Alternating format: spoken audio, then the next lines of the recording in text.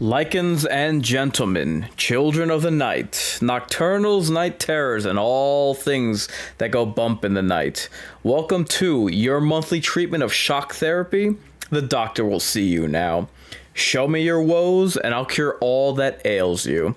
Consider me your night watchman for this evening's festivities here at the Mind's Eye Theater. I invite you to violate curfew along with me for this graveyard shift. I am your horror host incarnate for this sold-out show. Folks, I have hosted many a watch party for and with you fine folks. But I would be hard-pressed to think of a watch party as crucial, as important to the genre as this one. It should be obvious, but just in the event that it's not, Nosferatu. To me, you are referring to what was like the landmark horror film. And you have to keep in mind of when this movie came out. There was no horror genre when this film released. It was just these were just movies. They were a certain class, gothic movies, obviously, but it wasn't the genre wasn't fully defined yet. And if it wasn't already, that's where Nosferatu comes in to define what this genre was. And sure, you have to understand, once again, we did have adaptations of Frankenstein. We did have German expressionist films such as Metropolis, such as A Cabinet of Caligari. But they're always within horror, within its subgenres, which are legion. There will be that film that comes about that is definitive for the subgenre or the genre. In the years since this movie has come out, think about how Alien. There were other films that came out before Alien, but Ridley Scott's 1979 classic was able to combine multiple types of ingredients and tropes and variables that we now come to see as definitive for the genre. If that wasn't sufficient, think of Halloween, how that brought together multiple tropes and ingredients to define the slasher genre.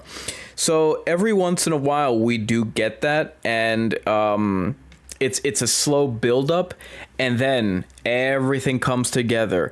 And the films that I just mentioned are all subgenres. Once again, for emphasis, it was Nosferatu, this piece of German expressionist Victorian horror, gothic terror that would go on to define the very genre of horror. And that's what we have on tap for today. Now, I usually like to get the crowd, that being you fine folks, involved with a film rating. So that being the case, we have the following options for your viewing displeasure, which I will get to now. Your options are Bottom of the Burial,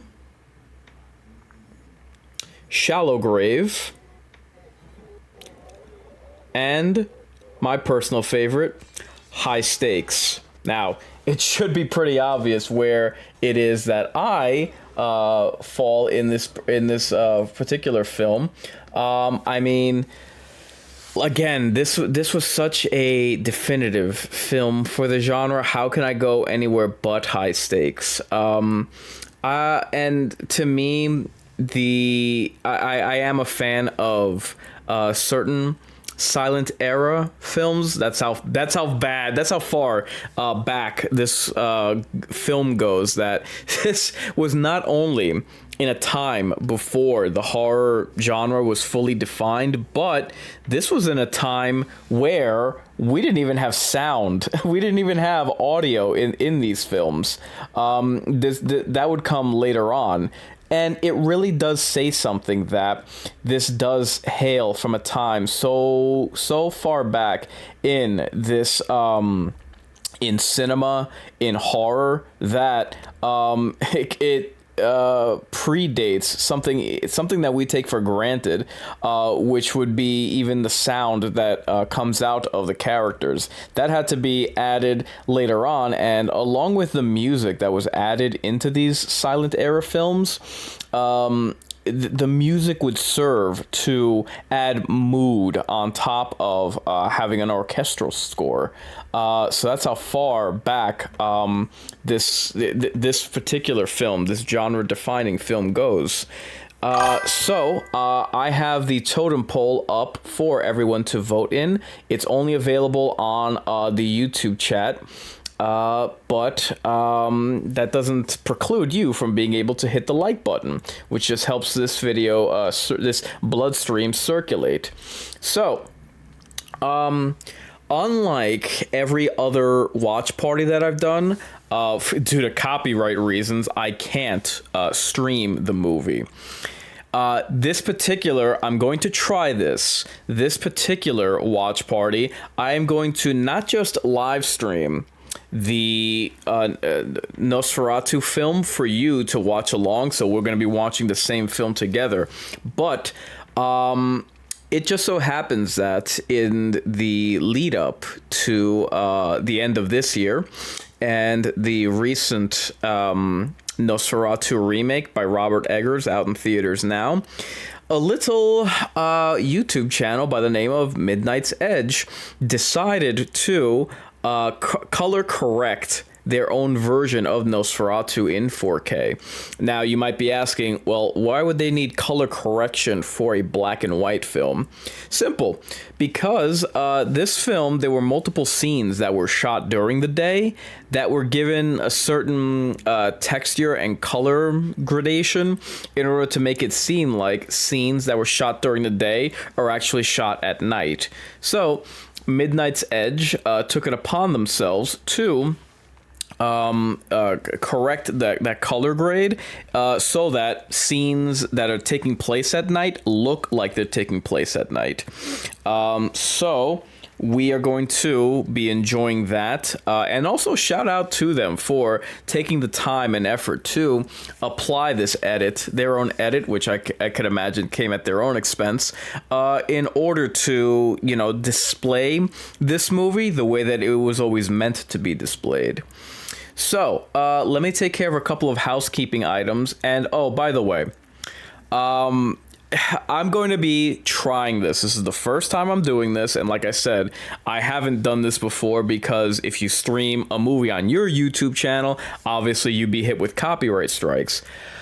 I'm praying that that's not the case here, just because obviously Nosferatu is public domain, but I have heard it. I have seen or heard that the music in it, that there might be issues with that. I really hope that's not the case. And again, I do apologize if this stream gets taken down on YouTube or Twitch, for instance, but I'm trying this for the first time. So let me take care of a couple of housekeeping items, which should give you time to grab some popcorn. Now, this watch party is brought to you in partnership with Hotness TV. I do have as sponsorships for the channel Jabra headsets and Samsung devices. So if you're in the market for either of these, I have a link in the description of this video in order for you to do so. If you were to, it would be greatly appreciated. It serves as a nice kickback for the channel. So, the Mind's Eye Theater is a proud affiliate of the upcoming horror documentary Mental Health and Horror. So I do, once that film does come out, I absolutely do intend on not just doing a watch party for it, but also a film review. So you be sure to be on the lookout for that. Once we get started, you will note that the support link is up top, and that will be greatly appreciated if you could just support the channel. let me see. In addition to that, we do have our merch store, which Streamlabs was kind enough to provide us. If you feel as though you would be interested in purchasing any of my merch, I'll consider it your pound of flesh. So, I am coming to you live, streaming on Facebook, Twitch, YouTube, TikTok, X, Kick, Rumble, and Locals. So, in the enduring battle between Incarnate and the almighty algorithm, my fans are my strongest weapon. So, I'd greatly appreciate it if you could get those likes up. So, let me see if I could switch things over. Here and there. Okay. So, I suppose, without further ado, we can jump right in. Therefore, Igor, throw the switch.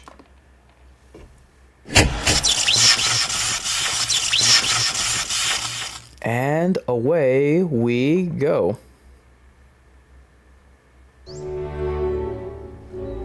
Okay. I'm just going to make sure that the sound is coming in smoothly everywhere.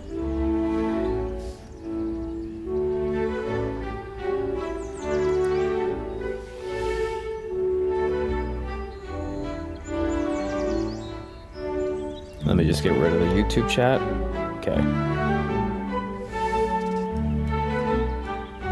All right. And again, this is a shout out to Midnight's Edge for having done this color correction.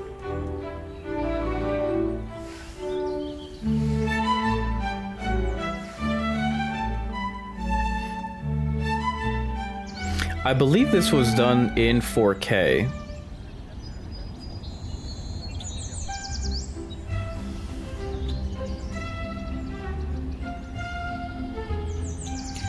Okay. So let me get myself situated. Okay, audio sounds good.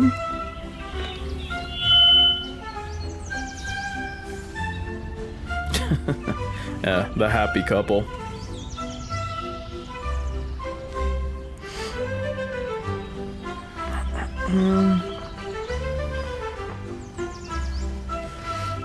It was interesting that what we got out, there were Dracula plays, of course.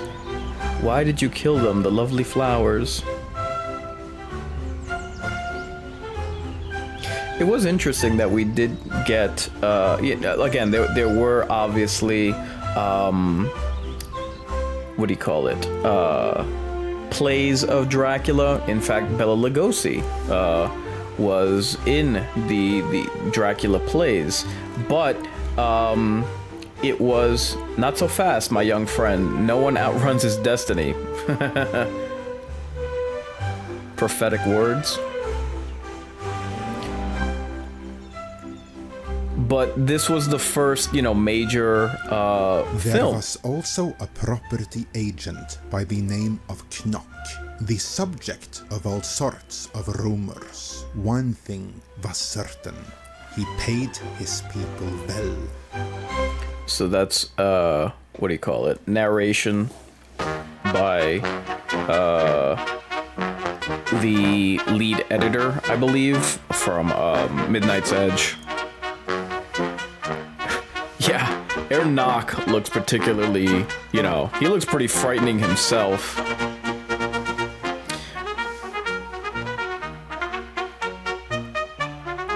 Let me lower this slightly. So, the film was loosely based on Bram Stoker's book, but the characters' names were changed in an attempt to prevent legal action, which obviously failed. The subtitles were translated into French. Then, when the film went to the to the USA into English, but with Bram Stoker's original character names used. In the meantime, the original Count Orlok, his lordship from Transylvania, wishes to acquire a beautiful home in our little town.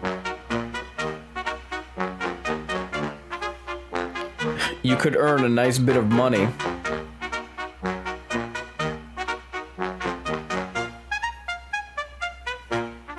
With a little effort, some sweat, and perhaps a little blood. Ha ha ha.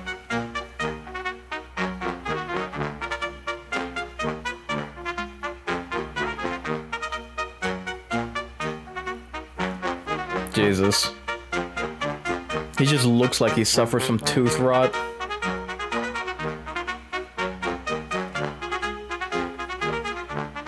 Now get out of my face.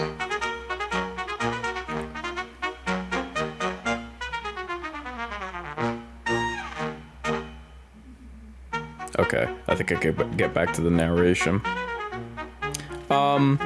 So... One second.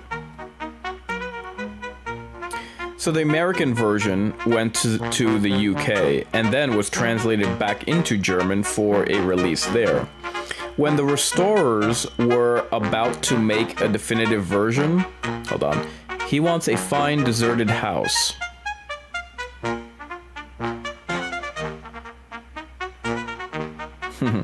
This is their version of Carfax Abbey. That house directly across from yours. Offer him that one. Travel quickly, travel well, my young friend, into the land of werewolves and specters.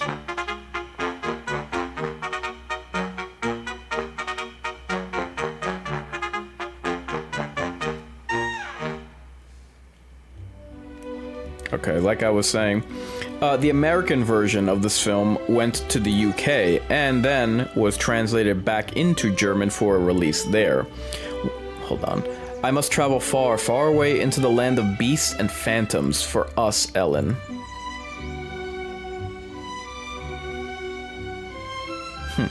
She seems distraught.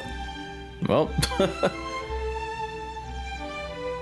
yeah, forgot his hat.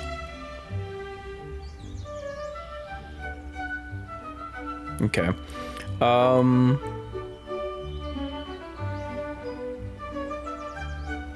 When restorers were about to make a definitive version, they looked through a number of archives. Unfortunately, all of the prints they found had changed subtitles, so they gave up hope of being able to recover the originals. They later heard of a good print in a East German archive. When they got there, they found out that the print had been loaned out. The restorers were then offered to have a look at another print from the archive, which wasn't considered as good as the first. So when the restorers observed that print, they discovered that it had the original subtitles. It had been sitting there for half a century and no one had noticed. This particular film takes place in 1838 and was shot between August and October of 1921. So pretty quick turnaround.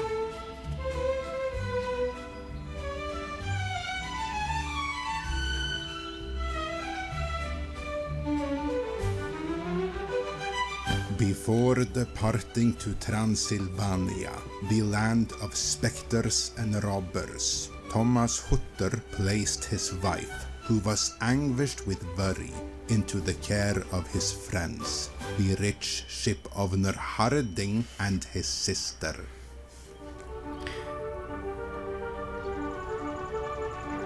As mentioned, the reason for the color correction, many scenes featuring Graf Orlock were filmed during the day.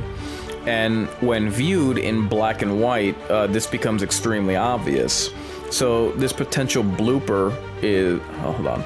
Don't fret, Thomas. Ellen is in good hands, I think it read.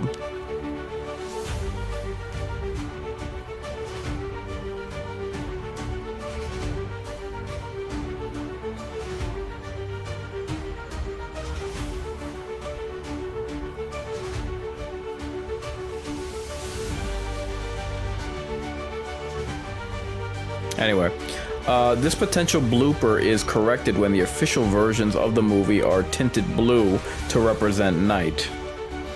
So we'll see how Midnight's Edge handles it.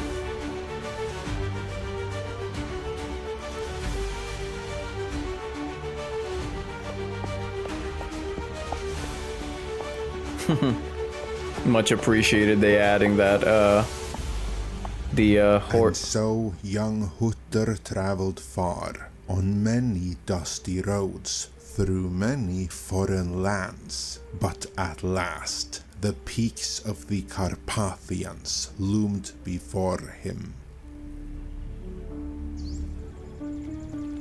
Very dark and foreboding land, obviously. I love that, you know, distinction when it comes to Gothic, because when you think Gothic, that can either represent, you know, old, dark, dingy castles. Thank you, Amber61, for joining. For subscribing, I should say. I appreciate that. It's interesting to me, like, when you think of Gothic, you actually think of three different things. Dark, dingy castles from the medieval time period. You would also think that that would take precedent with the Victorian era, you know, cobblestone streets, and, you know, smoke coming out of gutters and the like. Very almost film noir-ish, and also Gothic can be like, you know, leather-clad, leather fetish bars, or hold on, quickly, something to eat. I have to get to Count Orlok's castle. And then a hush falls over the crowd. Yep, superstitious villagers. Did I say something wrong?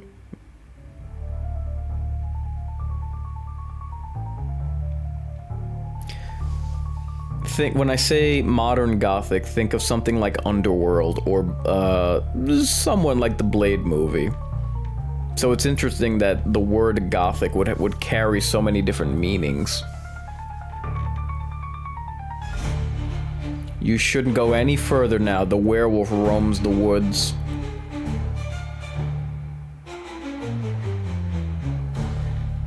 Rubbish, he thinks.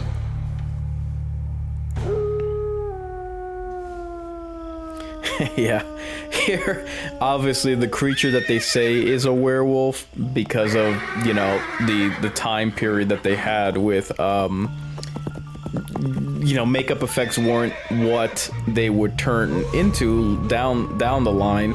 This is just a striped hyena.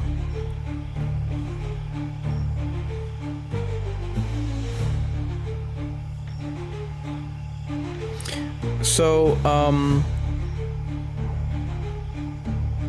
now I suppose we should get into the history with how this film was treated upon its release. The movie was banned in Sweden due to excessive horror.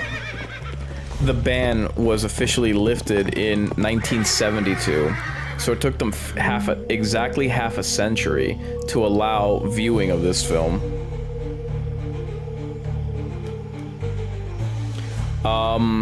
All known prints and negatives were destroyed under the terms of the settlement of a lawsuit by Bram Stoker's widow.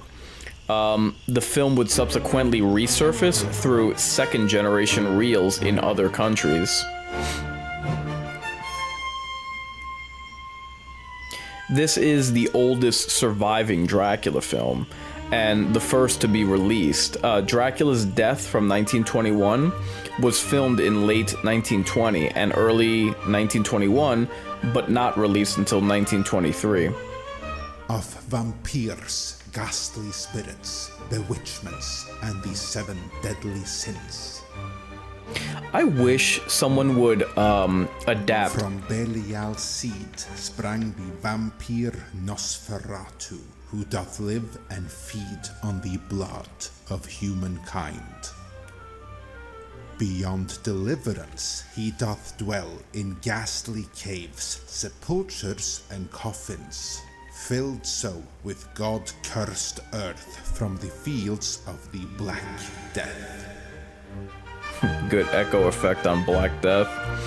I've always hoped that someone would adapt both a movie on the Black Death as well as the Walpurgis Night, which is like a festival of witches, if I remember correctly.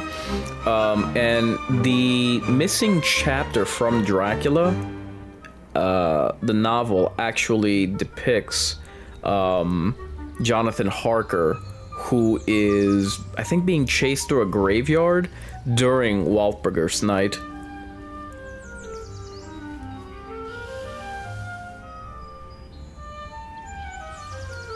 Interestingly enough, I thought this a fascinating bit of trivia. After 102 years, virtually all of the exteriors are still intact in the cities of Weimar and Lübeck, which is where much of this film was filmed.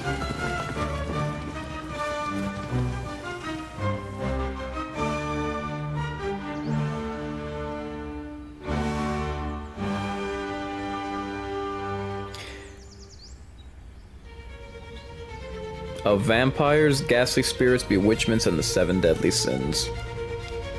And again, it really does say something that, and I, you know, as a horror fan, I have something of a level of pride that not only has this movie, how can I put it, lasted the test of time, but it's still relevant, you know what I mean? Like, even people who don't know what Nosferatu is, they understand the at least the significance or the distinction between Nosferatu and Dracula. And I'll get to that a little later because I have done a video on it, but it's just, it fills me with a level of pride that, you know, this is still something that's relevant and important. And I think that the recent remake that's now in theaters will only serve to help this, the legacy of Nosferatu. Much appreciated the added hoofing of the horses. But yeah, I mean, you really are traveling to another world with descending upon Carpathian mountains, and onward the sun is setting. Carpathian mountains. Oh, this is some of the color grading that I imagine we can expect. Carpathian mountains and thick forests and dark castles. It's all like, man, I genuinely can't get enough of it. I absolutely love it.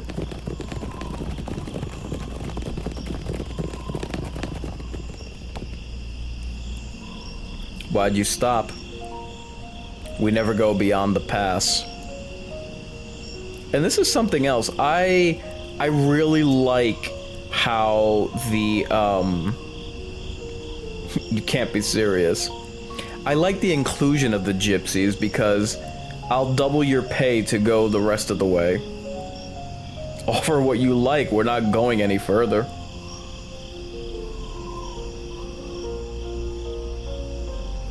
I like how you have 3 different kinds of people, 3 different sets of people with Nosferatu. You have the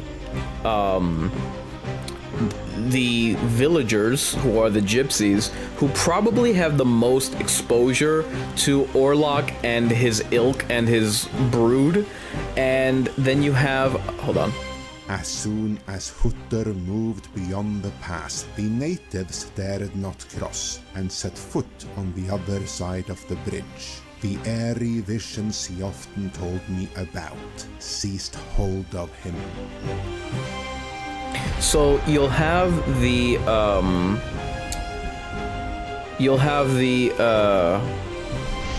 gypsies, who, you know, they might be looked as backwards and savage and uncivilized, but they would have more exposure to what it is that's being dealt with than anyone in terms of the Nosferatu menace. And then you have the clergy, and then you would have the you would have the clergy, and then you would have high society. So like, I think it's fascinating to see these different kinds of people and how it is that they would treat and approach a threat such as an Orlock.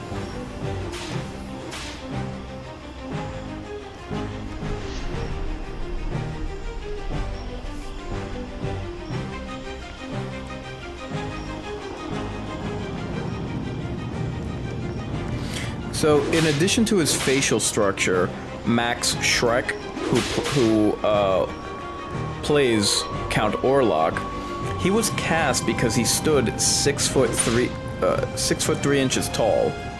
This allowed him to tower over the other characters and create a sense of domination.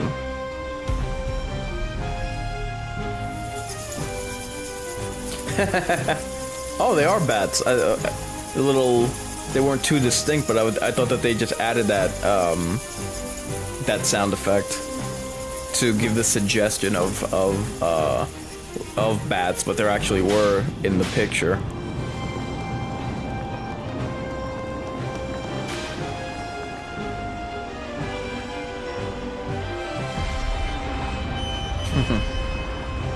Like all of this, the drawbridge.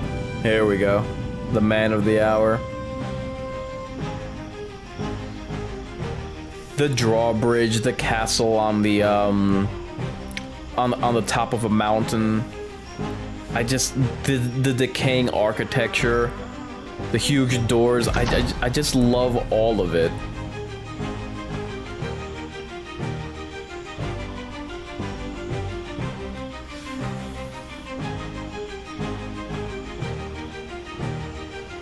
The music is oddly upbeat.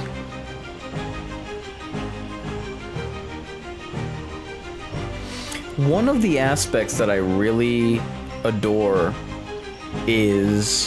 about Count Orlok, as distinguished from Dracula. You have kept me waiting too long. The servants are sleeping. I like how he uses that.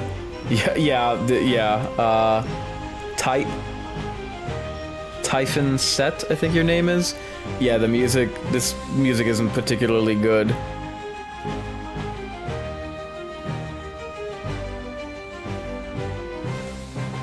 End of Act 1. Act 2. But like I was saying, one aspect that I like about Count Orlok, as opposed to Count Dracula. Dracula does lend itself, obviously, to a more romantic depiction.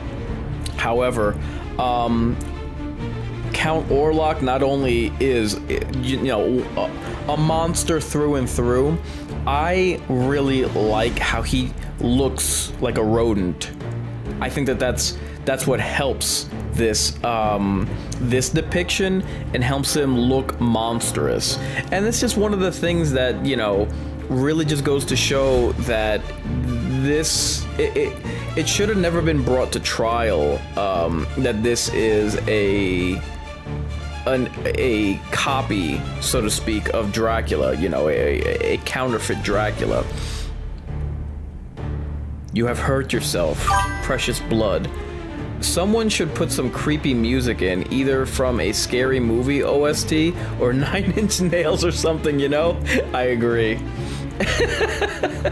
Well said. Actually, it's funny you say that because, hold on, let me see. Someone did that with a band. Let me see if I can find the trivia note. Shouldn't we like to sit together a bit, dear friend? It is a while still till sunrise, and in the daytime I sleep, my dear fellow. I sleep, dead to the world. Ha ha ha.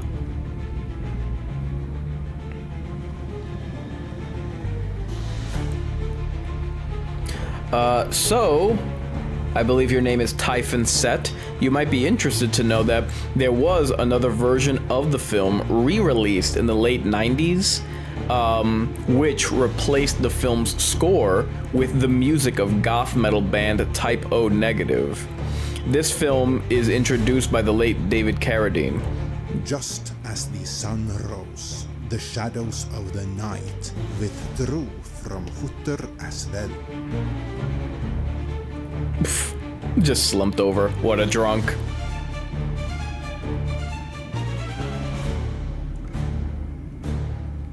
But yeah, like I was saying,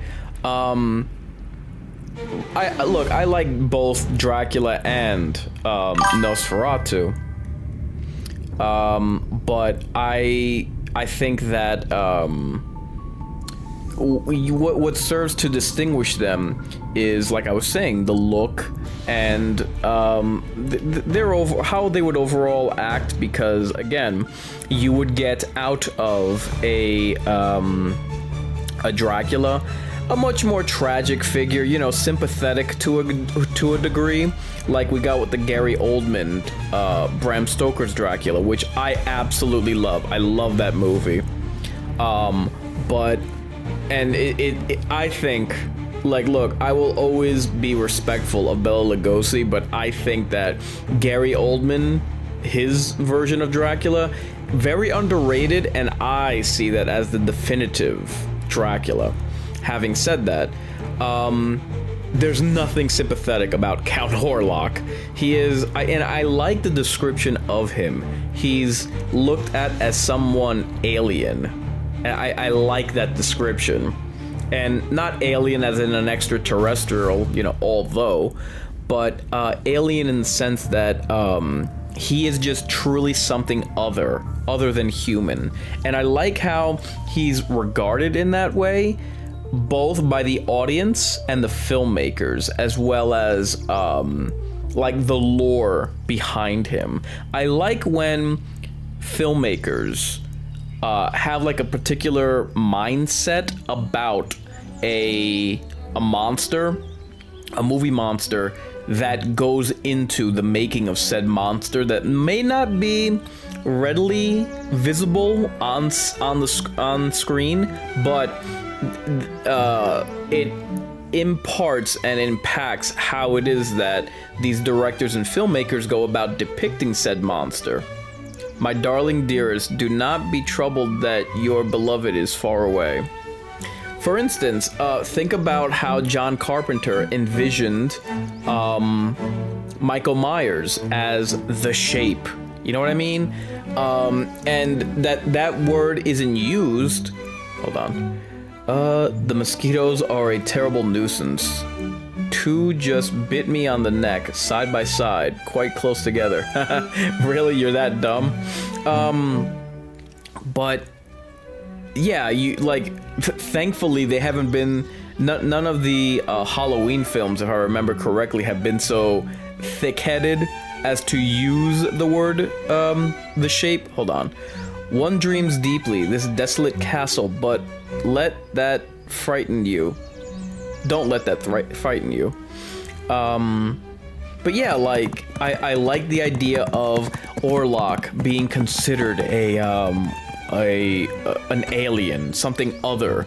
I like John Carpenter envisioning the man behind the mask as the Shape, something that is far removed from the humans in the cast of survivors.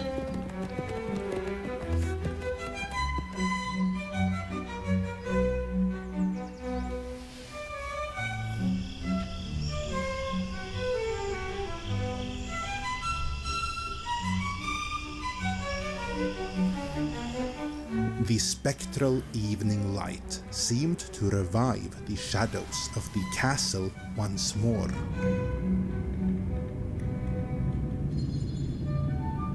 Another thing that I really liked about the Gary Oldman Dracula movie is that, what have we here? Interestingly, Max Schreck, who plays Count Orlok, he's only, and I believe this is the scene, he's only seen blinking once in the entire film.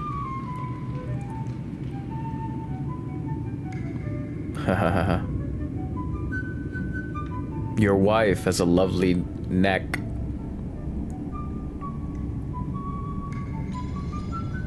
Now, at long last, the music is matching the mood. I shall buy the house, the fine deserted house opposite yours.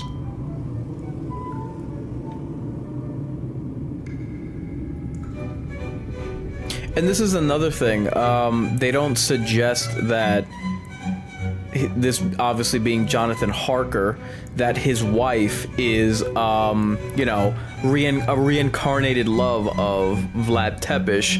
It's, you know, just a woman that Nosferatu here aims to prey upon. My point being that they did go to, F.W. Murnau, the director of this movie, did go to lengths. At night, this same Nosferatu clutches his victim and sucks its blood. His infernal elixir of life. They did go to lengths to distinguish. Take heed that, like an incubus, his shadow does not encumber thee with gruesome dreams. They did go to lengths in order to distinguish Dracula from Nosferatu. One being, like, I didn't even realize this until a couple years ago. Wow, a couple years ago or so. But there, in Nosferatu, there is no Van Helsing type character.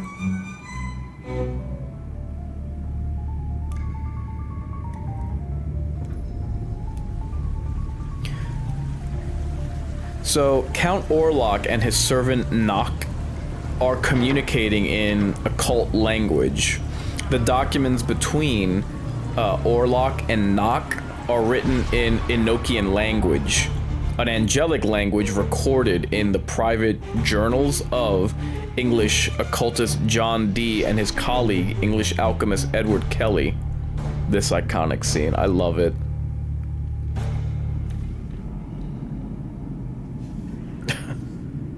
Yeah, that'll save you.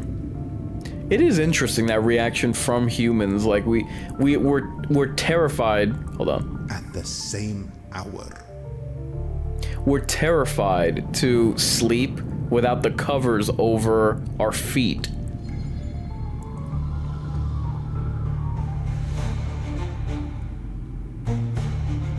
I remember the first time I watched this movie, I was blown away by...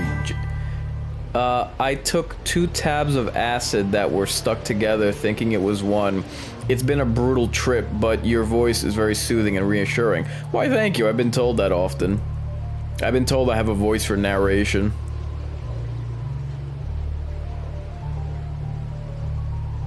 Like I was saying, she's a somnambulist.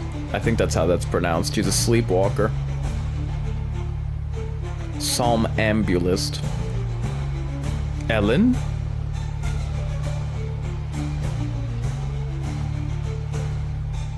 A little bit of Cabinet of Caligari. Get the doctor.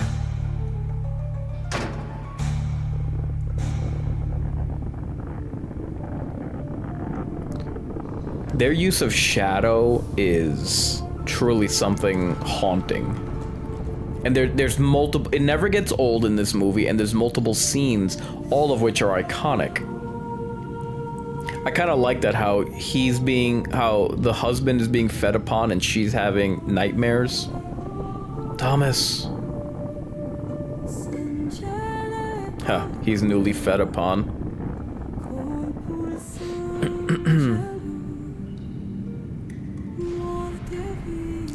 Look at him, the ears, the hair, the teeth, the eyes, the bushy facial hair. He truly is rodent-like. The black garments. They really did go to great lengths to distinguish him between this character and his source material. And another thing that helps is, again, the German expressionism. Even though there wasn't color, they do they do try to add some semblance of, dimension. Harmless congestion of the blood. The doctor related Ellen's distress to me as an unknown illness. I know, however, that her soul that night caught the cry of the death bird. Nosferatu was already spreading his wings. Yet with the morning light, Hutter set out to make sense of the horror of his nights. And this is what I mean, like, it's fascinating to me how it is that all these different classes of people would react to this menace. It would be interesting to see a rendition of either Dracula or Nosferatu where, like, imagine, whichever vampiric threat is just laying waste to one of the three, the priesthood, the aristocracy, the villagers, just dwindling their numbers, and not even necessarily through the blood sucking, but just the pestilence that they reap, until the Dracula or Nosferatu has managed to whittle their numbers down to now the only remaining members are or belong to each group. One gypsy, one member of the aristocracy that's trying to make sense out of all of this, considering that they hail from an age of reason, and the clergy. So I think I just find that all fascinating. Oh god, that's creepy. The fact that his eyes are open and the fact that the front two teeth are fangs.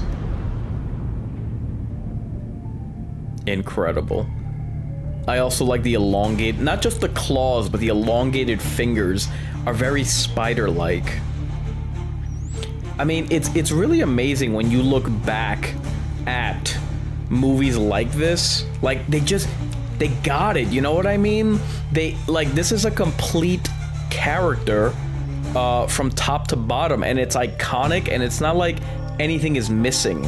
I look at characters like that, and Frankenstein, and the Alien, and Freddy Krueger, and it blows my mind how they just brought all these. It's not a one-note character, you know what I mean? This I always found particularly kind of creepy, like just the fast movement. I don't know, I see the fast movement and I hear like the chittering of like insect legs, you know? Ha ha ha.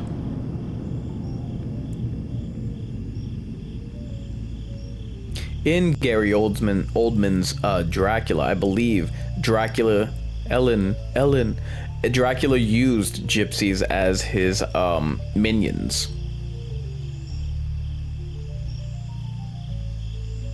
But yeah, the look to Orlock, it's complete. The black garments, the bald head with hair on the sides, the rodent type of look to him, the pointed ears, the teeth, the hooked nose. Just absolute kudos. And mind you, this was in an age before. Think of something. Like, obviously we did have makeup with, the original Wolfman, Frankenstein, Dracula, of course, the Bela Lugosi Dracula. But man, really think about how it wasn't really until the 80s. The raftsmen didn't know what kind of unholy cargo they were conveying through the Dale. Makeup effects really didn't come into their own until over half a century after this movie, because this movie came out in 1922 and it was in the 80s once Act 3. it was in the 80s when makeup effects really took off. We would get the Predator, and we would get Hellraiser, and we would get the Blob and the Fly. Like, man, really think about the American Werewolf in London. He was brought to the hospital yesterday by some farmers. They said he must have fallen. He's still feverish.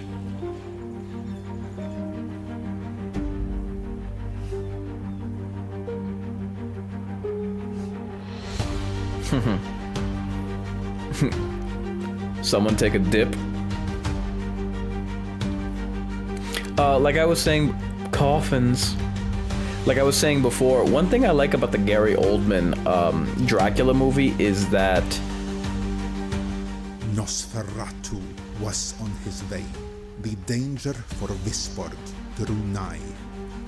The Paracelsian Professor Bulwer, who at that time was studying the secrets of nature and their deepest unifying principles, told me the following. Earth-filled coffins were to be loaded onto the double-masted ship, the Empusa.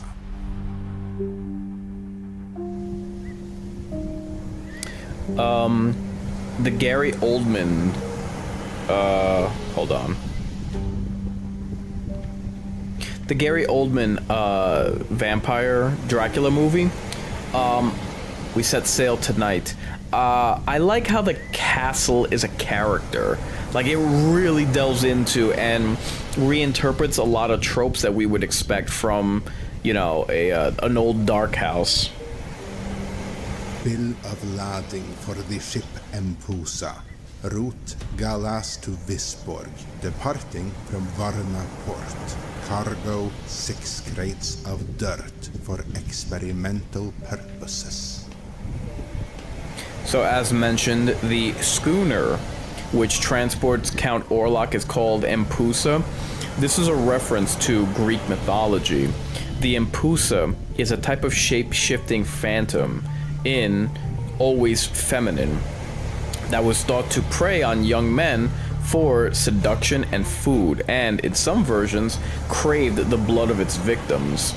It's typically identified with the flesh-eating Lamia and bugbear-like Mormo, who were also depicted as feminine predatory monsters.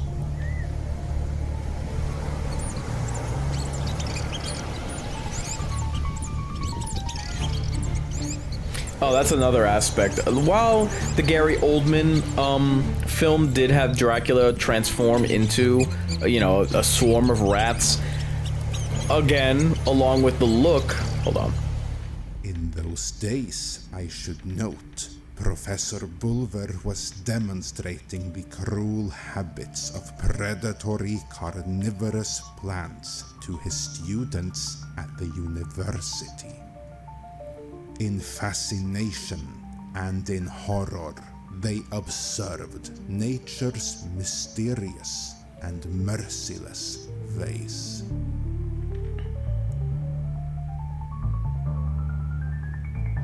That was actually a trivia note that I was going to mention. At this midpoint in the movie, you'll see the title card with Bulwer's line, "Like a vampire, no," which he says upon showing his students a Venus flytrap snaring a fly. Here we go.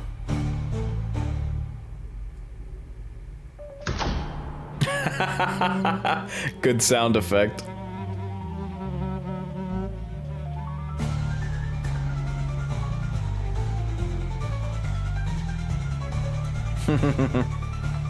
Isn't it? Like a vampire?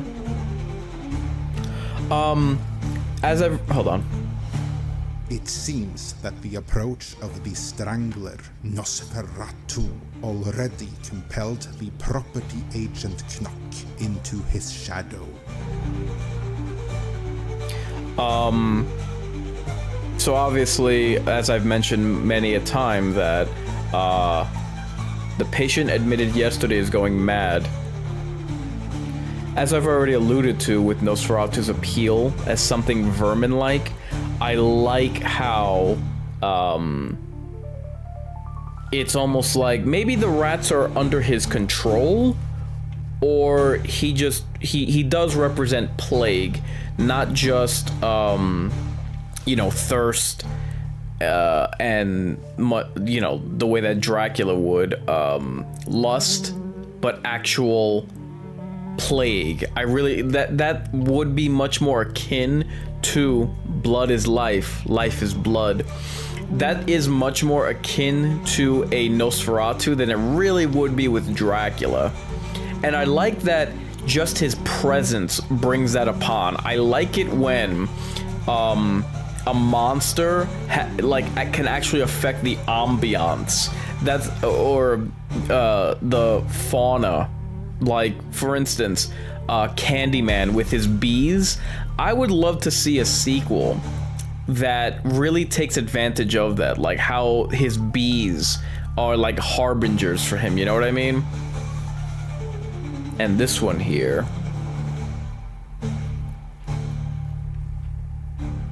a polyp with tentacles.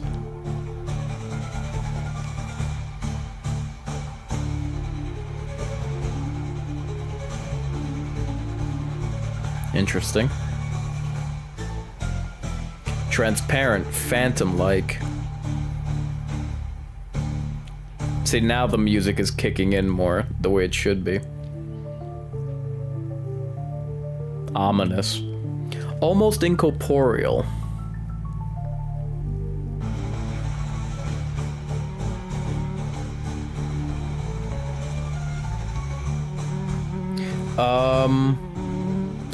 Spiders. I'm trying to think which character has much more agency. Orlock from Nosferatu or Renfield from Dracula, Bram Stoker's Dracula.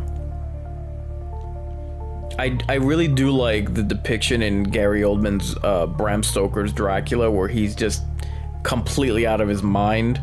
And I think that I've always thought of the dungeon as like the sibling of the Dark Castle. Ellen was often seen on the beach within the solitude of the dunes. Yearning for her beloved, her eyes scanned waves and distance alike.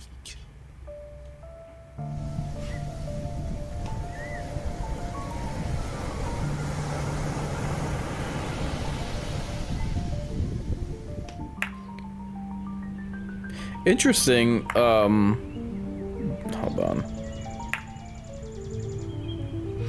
Ruth Landshoff, the actress who played the hero's sister, once described a scene in which she fled the vampire running along a beach. That scene is not in any version of the film, nor in the original script, so I'm curious as to, did she hallucinate it, or was this film filmed and then later lost?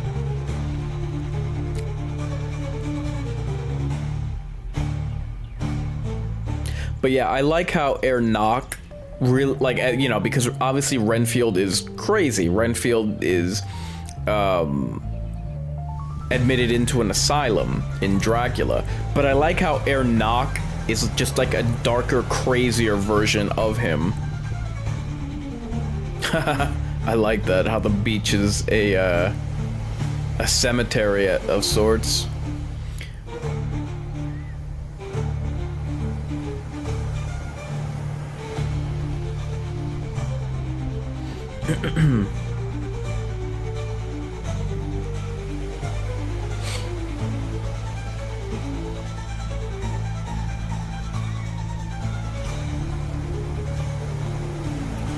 This makes you wonder if she's dreaming because of all the crucifixes.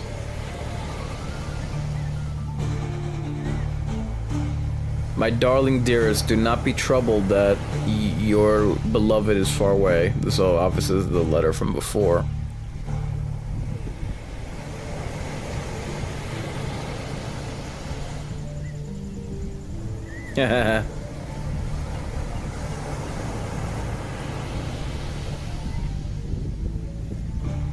It only makes sense that a man of reason would come to that conclusion, because in the Victorian era, one dreams deeply in this desolate castle, but let that not frighten you.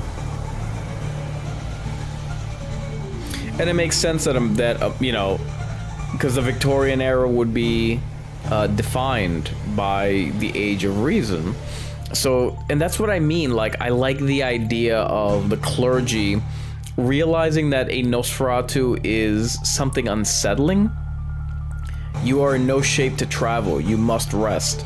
You know, because the clergy would obviously believe in evil, but to see it manifest, no, I must go. I must beat that monster to Wisborg. That's another thing. They completely transposed the location of Dracula from London to now Germany in Nosferatu.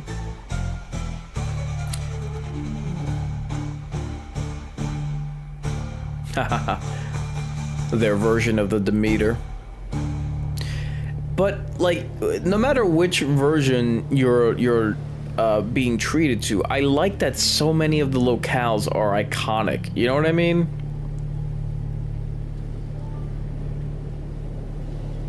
Carfax Abbey, the castle, the dark forests, the Demeter.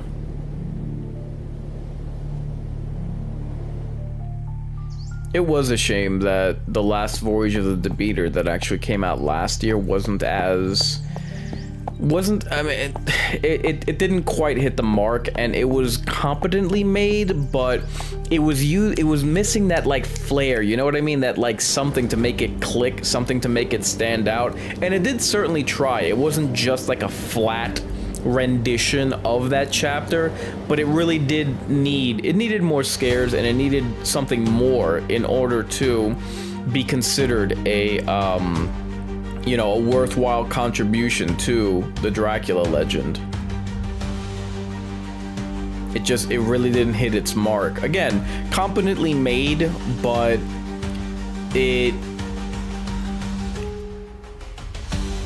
plague.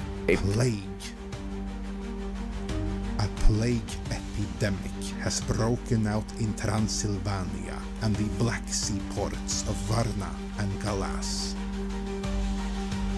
All victims exhibit the same peculiar stigmata on the neck, the origin of which still puzzles the doctors. The Dardanelles were closed to all ships suspected of carrying the plague.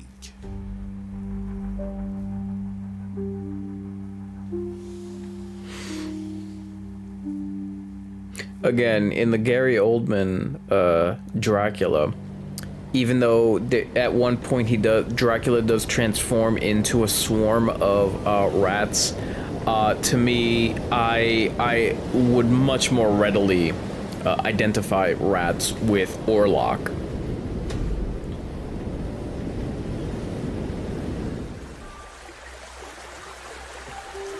I really wish that we were able to make monsters that tapped into the modern fears or were easily identifiable with our generation, the way that these depictions of monsters way back when were able to do so.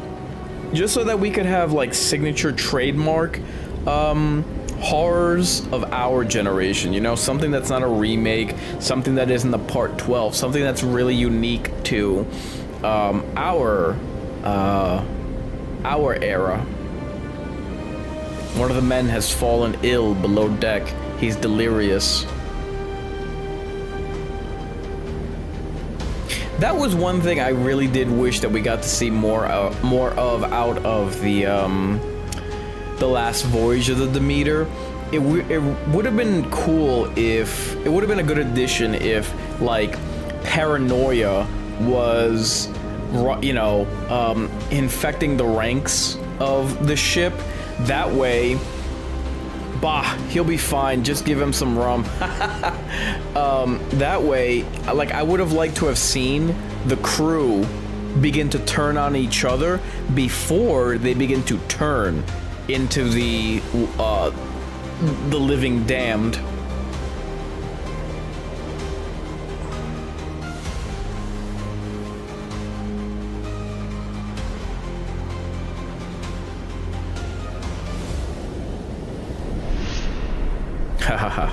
Very good. Excellent. So he's not just infected, he's in communication with him. F.W. Murnau frequently used arches, doorways, and gates in this film to frame characters. In at least one occasion, he also manipulated a certain portion. The epidemic spread through the ship. The first stricken sailor perished, and he soon pulled the entire crew after him into the dark grave of the waves. Several days later, in the light of the sinking sun, the captain and ship's mate bid farewell to the last of their comrades.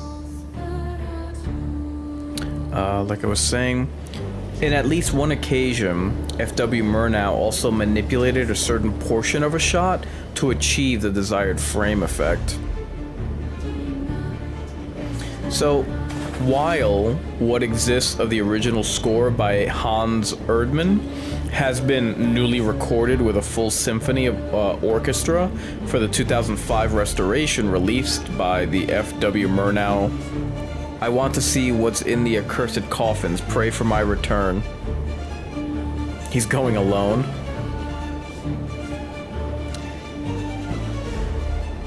So like I was saying, the symphony orchestra for the 2005 restoration released by the F.W. Murnau Stiftung in Wiesbaden. It has been padded with bits of classic music and opera. Most notably, it includes 2 long passages directly quoted from Verdi's opera Un ballo in Maschera, themes from Wagner's Die Willkür, and Gorton Dämmerung and Arrigo Boiti's Mephistopheles. That's creepy. Yes. Very good use of sound. Completely frozen. It's wild to me because I have seen, and this is more, if I remember correctly, with werewolves. Whenever you have a guy in the suit and who's using, extended fingers with claws, it never looks quite right. But they managed to nail it for this picture. Not just long claws, but elongated fingers. Again, to give... Oh, look at that. Beautiful.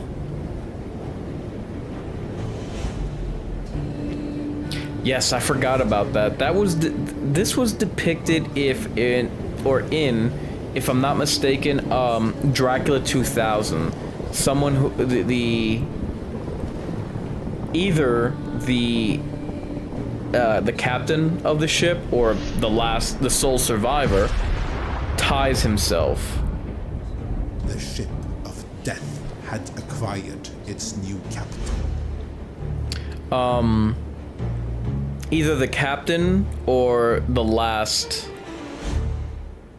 the sole survivor. Fear. It's quite difficult to say how, despite his depleted strength, young Hutter succeeded in surmounting the obstacles on his voyage home. Meanwhile, Nosferatu's deadly breath swelled the sails of the ship, which flew on toward its destination with ghostly haste. Like I was saying, it's either the captain or the sole survivor, the last living member of the crew who ties himself to the wheel. That was, I think that was only ever depicted in Dracula 2000. Getting back to the last voyage of the Demeter, it had high ambition, had a high level of ambition. It's just that it didn't quite hit the mark. Like they mentioned how they wanted to treat Oh, and one thing I didn't like, they tried to basically put a Nosferatu version of Dracula on the boat in the Dracula chapter of the movie, and I'm like, don't do that. Don't mix Nosferatu and Dracula. If you're gonna tell a Dracula tale, make it Dracula. Don't give us a Nosferatu in a Dracula depiction like that. That I immediately had to deduct points from the film for that. Anyway, Last Voyage of the Demeter aimed to create the sensation, much like Ridley Scott's Alien, that I must go to him, he is near. That the threat could be anywhere in the boat, which again, I commend them for that. Did they pull it off? No, you didn't get that sensation. But that would have been great, and I absolutely applaud that. And that they should have, considering that it was a single location, they should have tapped into or created an ambiance where the threat could come from anywhere. I like that in single location stories. I think it's imperative in single location stories that you're able to get the most out of your scenery, your setting. That's imperative. They just didn't quite hit the mark with that. But again, I mean, had they been able to translate that into the screen, I think that it would have been a much better received film.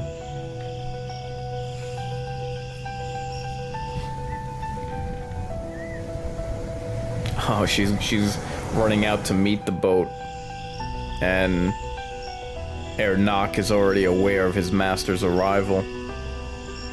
And this is kind of what I mean, like, Orlock, I like when characters can either portray the prophet of doom, you know, someone who speaks about the coming evil and could like really play it up, really dial up the tension, or the characters are so terrified that you see the horror in their eyes and in their performances, the way that they react, like when Nosferatu arrived at the leading man's bed, and he put the covers over him. The master is near. The master is near. I like that about your survivor characters or your ensemble cast. Whenever they can either depict or build up the threat. So, some American publications claimed that a famous German actor was under the vampire makeup, and that the phony name Shrek, which means terror in German, was used to boost the promotion of the film. Here's another great, iconic scene. The clawed hand rising up to grab the ledge.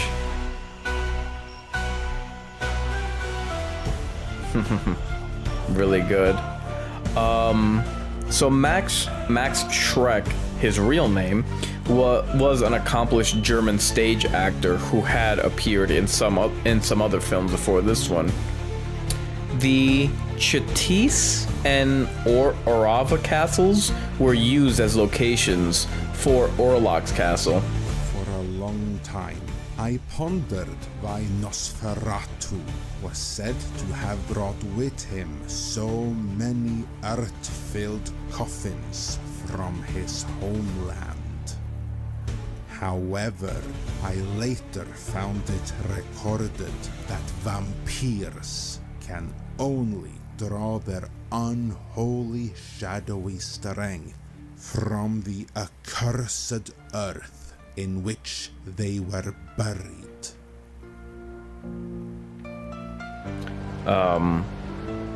Chatish, or Kachtis, which appears in the last shot of the movie, was notably the residence and later prison of the Hungarian Countess Elizabeth Bathory.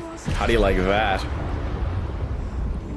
famously accused of torturing and killing hundreds of girls and women between 1590 and 1610, and supposedly used their blood as an attempt to retain youth. It has been speculated, such as by author Raymond T. McNally, that Bathory was the inspiration of Bram Stoker's character of Dracula. Now, why haven't we received a depiction of Elizabeth Bathory? Do you even realize that the closest that we have of her is from a video game? It was a video game movie. Let me see if I can look it up very quickly. The name is, it's something like Get Out or something like that.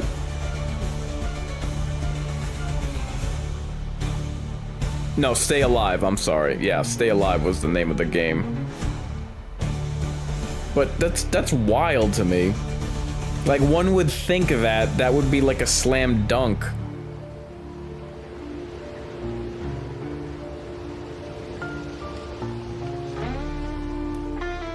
Haha. Interesting choice of music.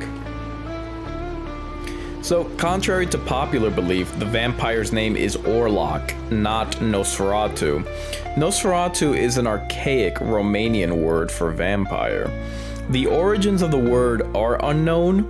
The name Orlock is likely derived from the archaic German word Orlog, itself pronounced Orlock, which means war. Director Murnau and producer Grau gave Orlock in the film a demonic lineage and an occult origin. Orlock is the creation of Belial. Thank God you're safe, all's well now.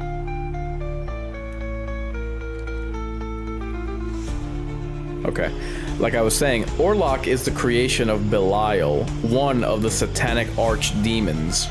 Belial in Psalm 41:8-10 is also associated with pestilence, with Orlock in the film being the very manifestation of contagion. Rats pouring out of his coffins onto the streets of Wisborg, spreading plague. Orlock's link to Belial is also highly significant because Belial is, quote, one of the demons traditionally summoned by Gothic magicians, making Orlock someone who practiced black magic before becoming a vampire. That's also been attributed to Dracula, which again is very interesting. Like in his backstory, he had I'm talking about Dracula. He had like attended schools that were like satanic in origin, and that was what ultimately turned him. He was already someone who was evil with his conquest as Vlad Tepes, but what gave him his powers and fully turned him into a vampire was attendance of these dark and occult teachings. Looked over everything, not a living soul on board.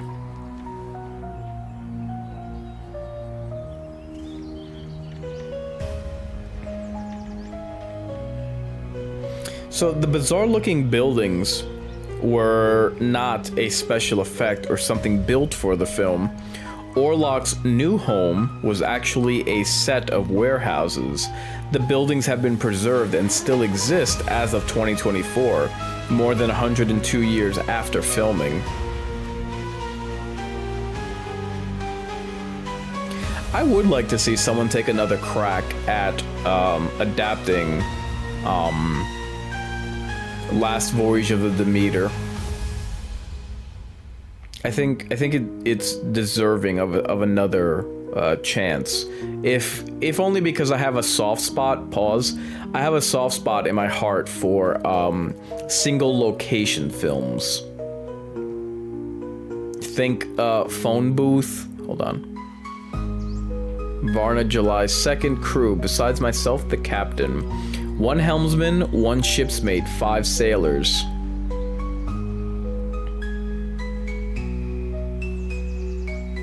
Think in terms of single location films, if you've ever seen the black and white classic 12 Angry Men or Phone Booth with Colin Farrell.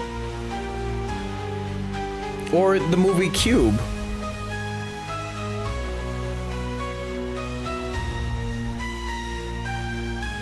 So get this. This movie has been selected by the Vatican in the art category for its list of 45 great films.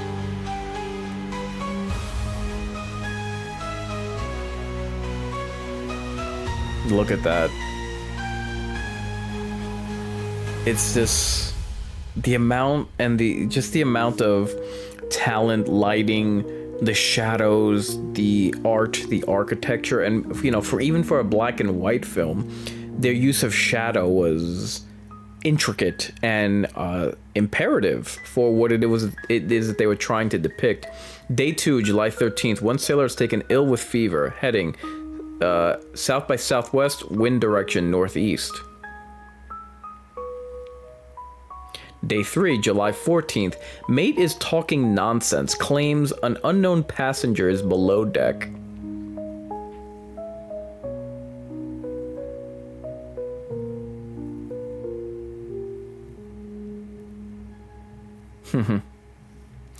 And this is what I mean, like, to be surrounded by doctors and lawyers. Day 10, July 22nd, rats in the hold of the ship, danger of plague. To be surrounded by, like, doctors and lawyers and philosophers and thinkers, like, how is it that men of reason would be able to contend with such an old world plague? Danger of plague, go home, shut all windows and doors.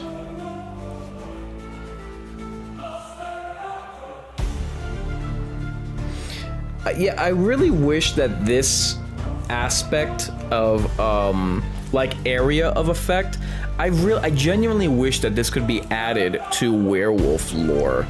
Like, I've always had the impression of, like, say you have, even in a city, even in a modern metropolis, if a werewolf a new werewolf were to be bitten and turned, what if the first evening, the first night of the full moon, it's not that the werewolf turns. No.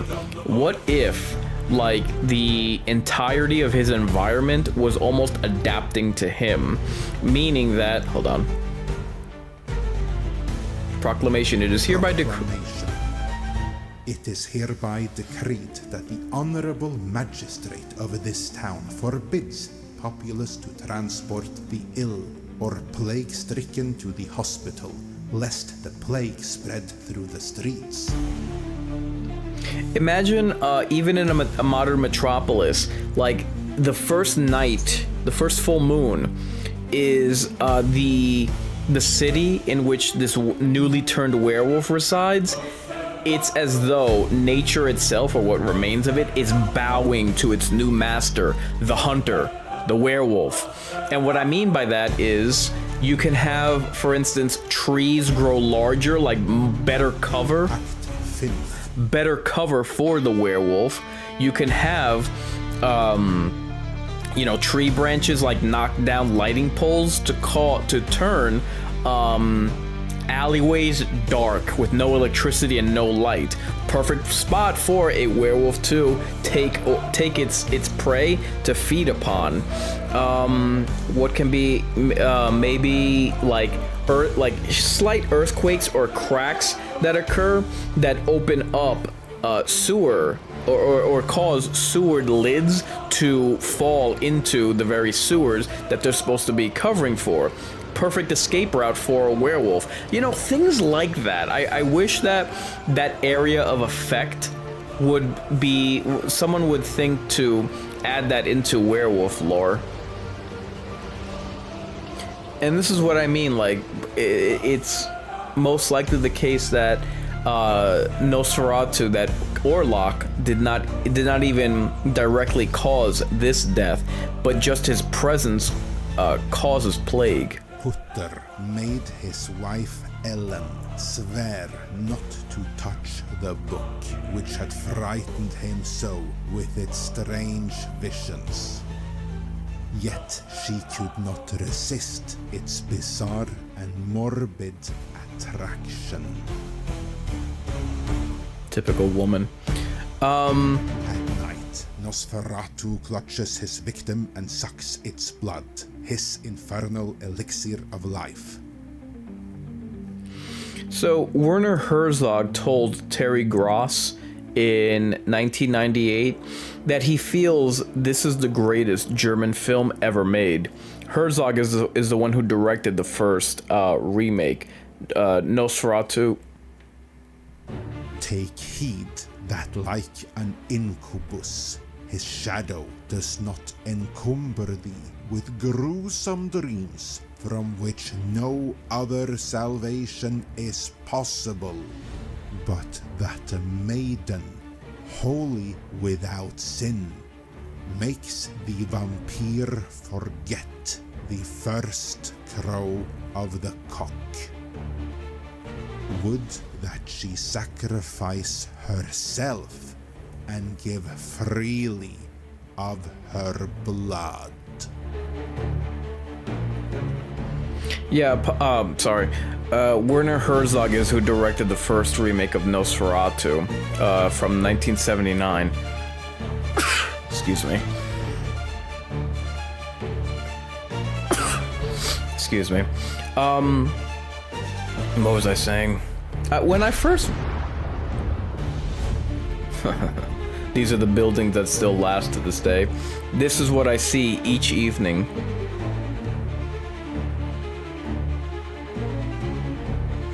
Upon first viewing of this film, I didn't realize that her role in this, or her, I guess, contribution, is that she intentionally sacrificed herself so as to waylay this menace upon her town. Excuse me.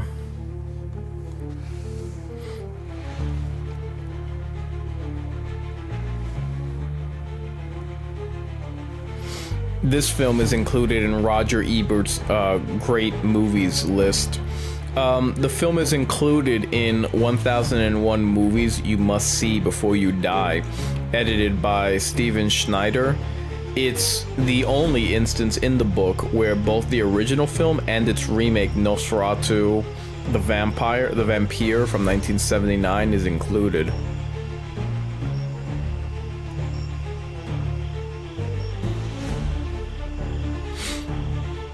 It had its 100-year anniversary 3 years ago, in March 4th, 2022. Fear lurked in every corner of the town. Who was still well? Who already ill?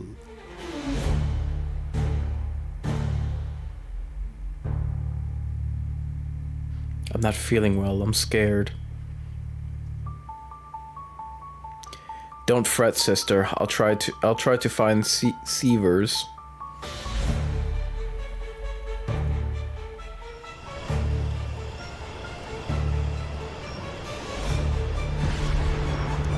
Brother?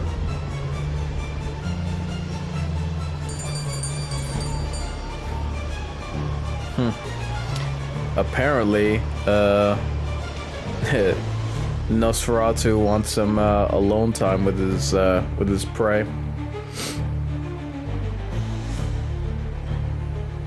Huh. It's like a what do you call it? It's like a caravan of corpses.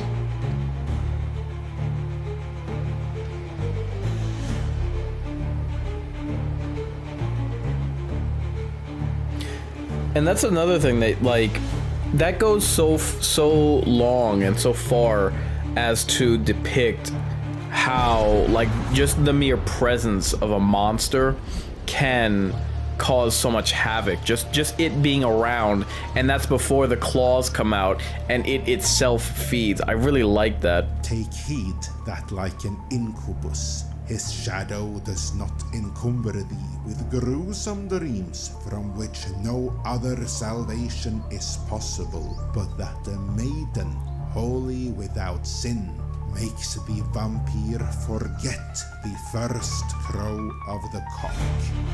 Would that she sacrifice herself and give freely of her blood. Yep. The frightened villagers were looking for someone to blame. They found Knock. No, not really villagers, more townspeople. They're not farmers, they're lawyers and doctors. Someone saw him. He was outside the madhouse. He strangled the custodian. That's kind of another thing that I believe is missing. Like I love so much the Gothic era of horror because we would get so many side characters. He strangled him, the vampire, knock. We would get so many side characters like mad scientists and manservants like a Renfield, like an Igor, like a Ernock. But yeah, I think that, like I was saying, I think that that somewhere along the line, the last voyage of the Demeter should be reinterpreted, should be adapted. Just, you know, sew up the, how can I put it? Ouch. Sew up the any drag that the movie might have and really hit home. Oh boy. Did my thing get cut short? What happened here? Wow. All right. Hold on. Something happened with the feed, and I'm not sure what. Sorry about this. This happened once before, which was also annoying. The link that I was using to do the media share kind of went on the fritz. So let me see if I can add that once more. I hope it's not that, what do you call it? That I'm in trouble for any copyright nonsense. That crap does get old. I apologize for this.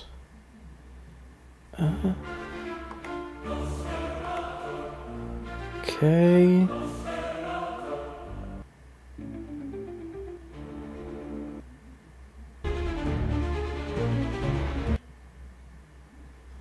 Let's see.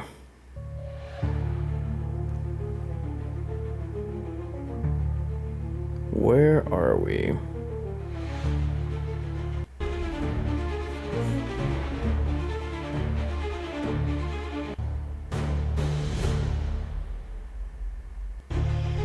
Sorry, I'm just trying to get us to where I thought we're supposed to be.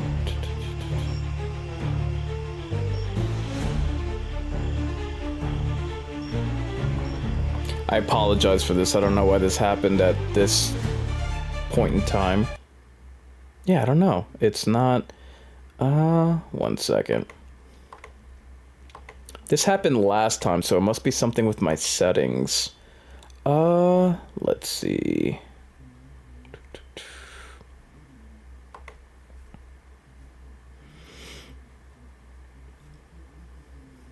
I swear, you go through all of these different setups and settings, and still nothing seems to cooperate. But let me just adjust something, and let's see if that does the trick. Okay. And everything was going so smoothly, astonishingly. Okay. Let's see. Once more with feeling.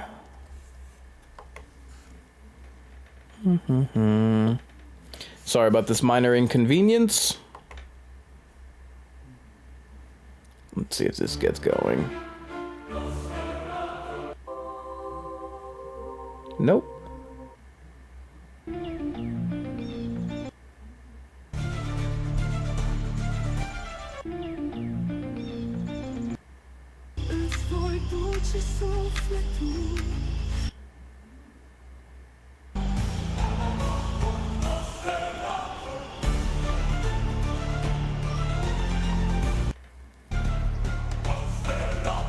Okay, I think I fixed it. So we're catching up now. All right. Orlok is on the run. Sorry about that, guys. Okay, so townspeople are on the hunt for Orlok, thinking him and blaming him for the deaths. Thank you for sticking with me during that, and I apologize. But yeah, this is what I mean, like, Orlok is also a terrifying character as well. So I like that he's able to not necessarily take the focus off of Nosferatu, but carry along that fear factor. And look how he's dragging the townspeople away from saving, you know, the maiden fair.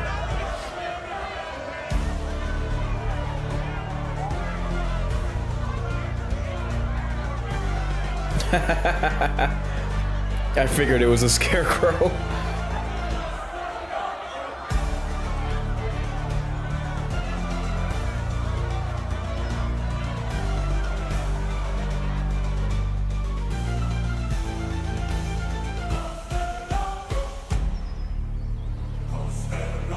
Terrifying.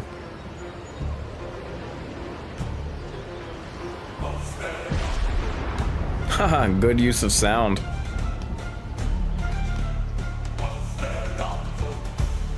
I mean, I know I've said this before, but like seriously, take into account that this movie is over a centuries old, and like it's not, you know, when we first saw Frankenstein, or when Frankenstein was first seen, the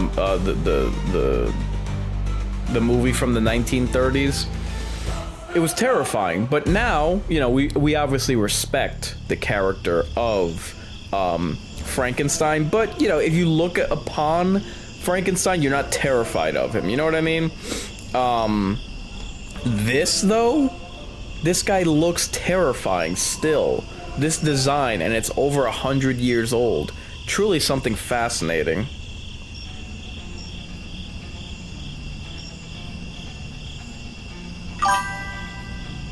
This is scarier than the new one.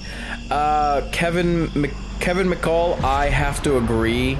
I like the new one, and I would invite you to watch my Nosferatu Aftershock, which was my reaction video that I made once I got back from the theater.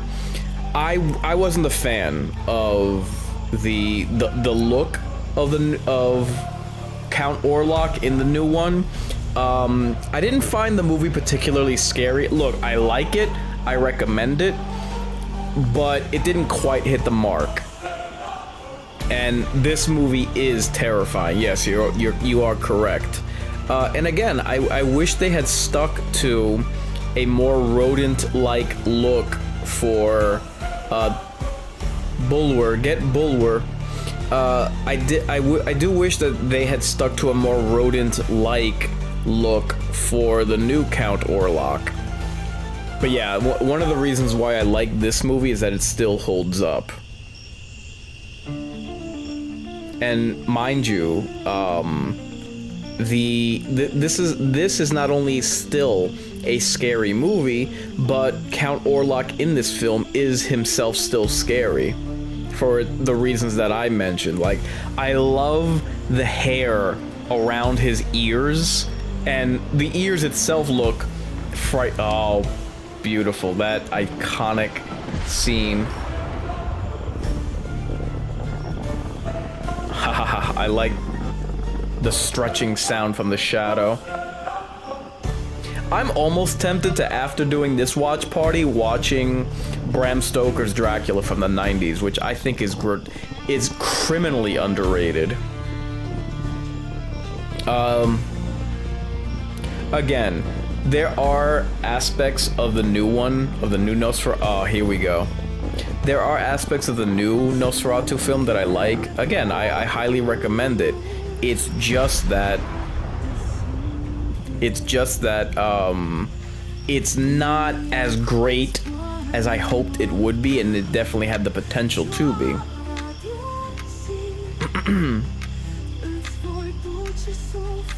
So, would Bulwer count as a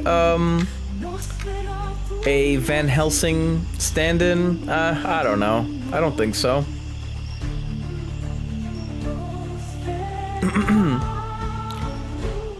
Knock has been captured.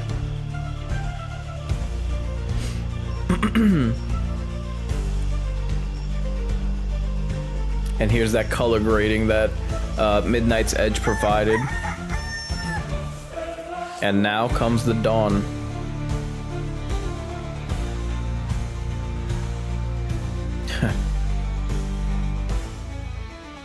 Again, really take into account, pun intended, how this is still a terrifying design. The eyes, the ears, the teeth.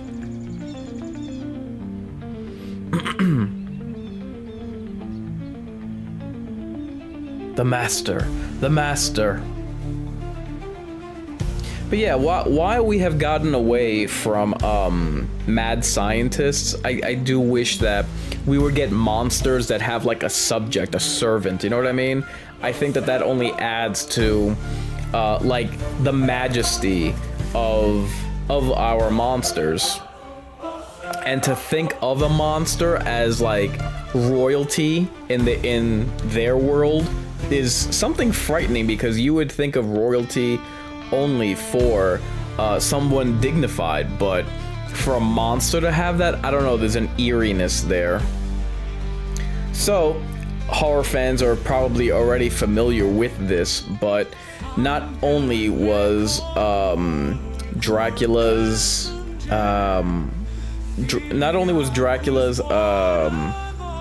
what's the word I'm looking for? His weakness towards sunlight never mentioned in the Bram Stoker book. This was the first movie to ever show or depict sunlight as a weakness for vampires. The master is dead.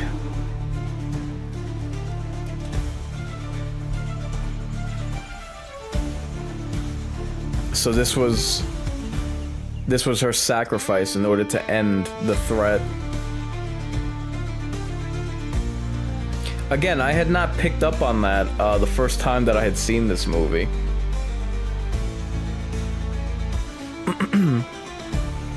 Thomas.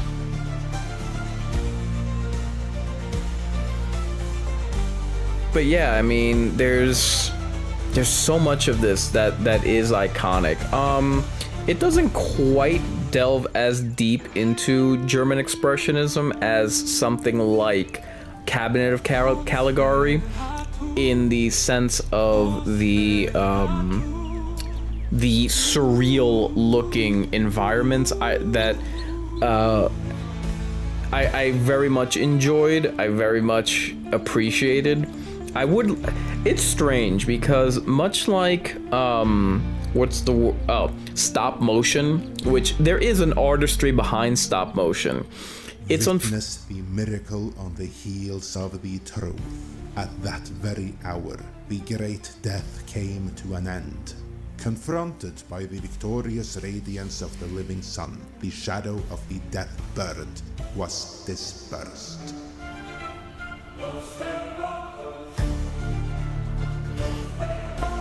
Like I was saying, oh yeah, this is where the castle disappears as well. And here we are.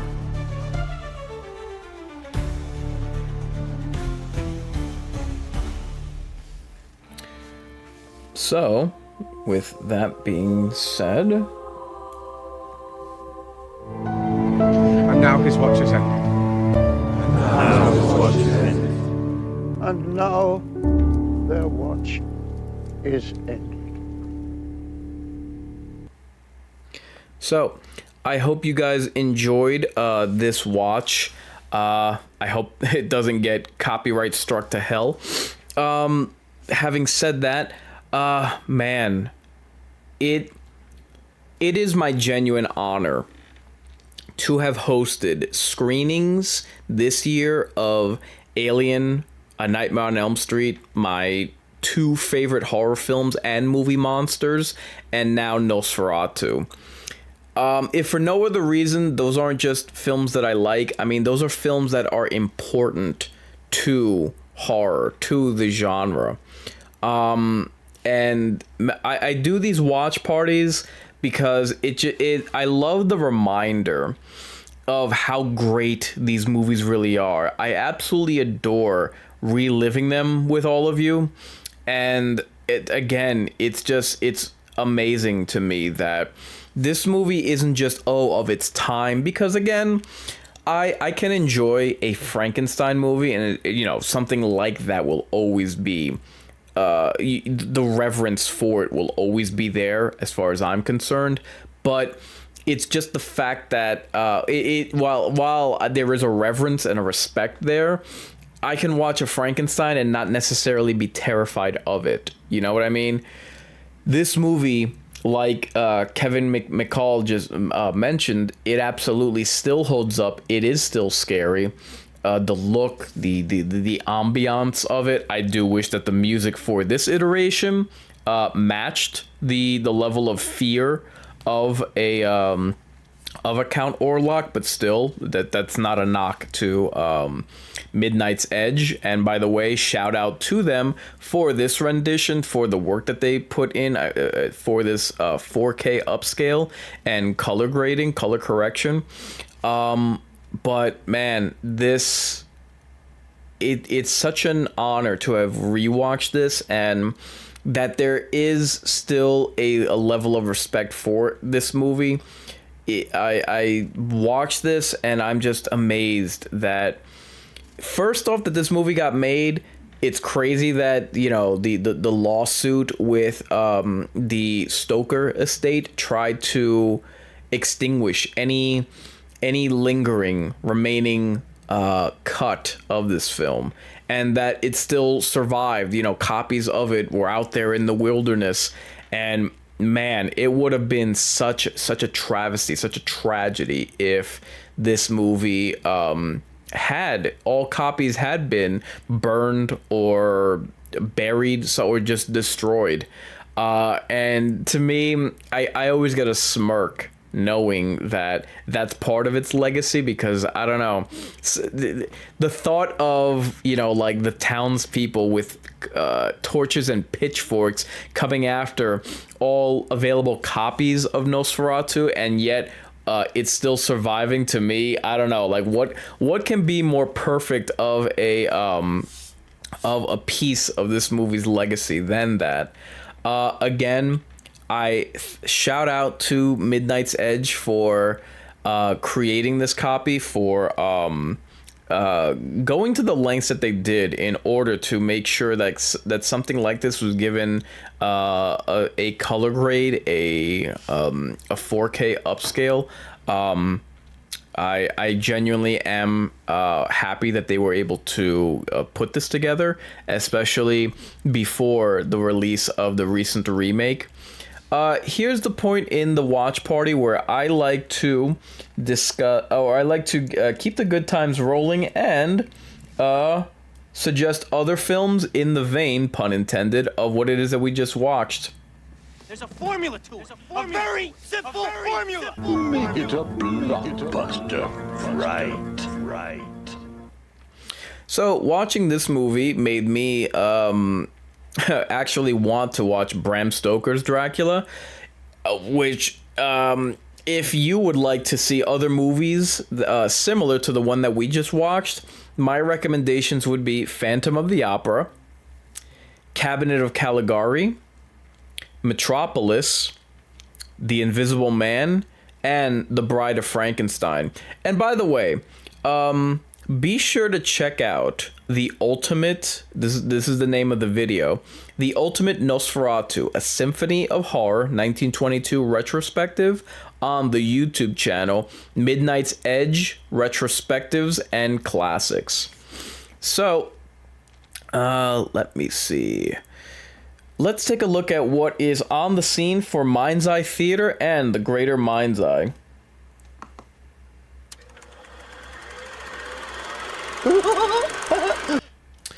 So I have released a ton of content recently for your viewing pleasure. Speaking of vampires, I do a live stream, which I refer to as live screams on Mind Games.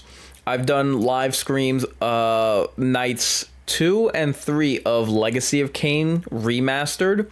Legacy of Kain Soul Reaver Remastered. So I just did, when was it? Night 3 or round 3 was this past Saturday. I did what I refer to as an overcast, which is a portion of the video that I'm watching is like set to like a split screen effect while I give narration. So I did an overcast of the Forever Winter December update called Gunhead. That was 2 Saturdays ago. Last Sunday, I did a Dexter Original Sin episode 3 watch party. This past Friday was episode 4 watch party. Christmas Day, this past Wednesday, I did a Nosferatu precaution and aftershock. So what those are, before I go to watch a movie, I do a precaution. I do a live stream video, which is a preview of the movie beforehand, what my expectations are. And then after the watch, right when I got home, I did the aftershock, my Nosferatu recap video, my thoughts on what my viewing of the film was. So all that is available for all of you fine people to watch. So now let's take a look at what are coming attractions for Mind's Eye Theater and the Mind's Eye.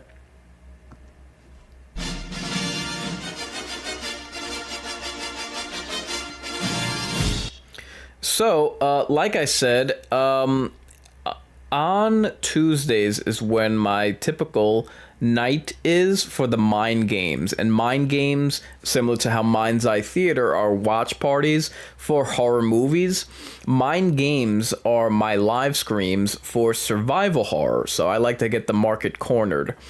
So my live scream schedule is every Tuesday, 9 p.m. Eastern Standard. Because of the holiday season, and because we've had back-to-back Christmas and New Year's, I obviously won't be streaming tomorrow. I'll try to get in a live stream for Legacy of Kain's Soul Reaver. At least one fourth time before probably this weekend. Yeah, most likely this weekend.